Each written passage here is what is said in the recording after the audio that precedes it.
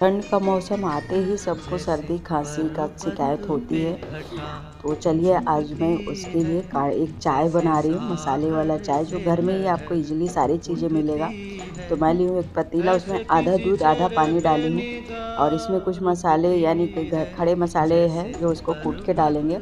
तो अभी मैं यहाँ पे अजवाइन, एक तेज़पत्ता और काली मिर्च, लौंग और अदरक। तो तेज़पत्ता और ये अजवाइन को डाल देंगे पहले ही उबलने के लिए और ये सारी चीज़ें को कूट लेंगे। अदरक, काली मिर्च, लौंग, आपके पास दालचीनी है तो ज़रूर ऐड करें। और उसके बाद डालने के बाद डाल देंगे चीनी। चीनी स्वादानुसार डालें और 1 चम्मच चाय पत्ती डालेंगे। 1 कप चाय के लिए है ये मेरा सामग्री।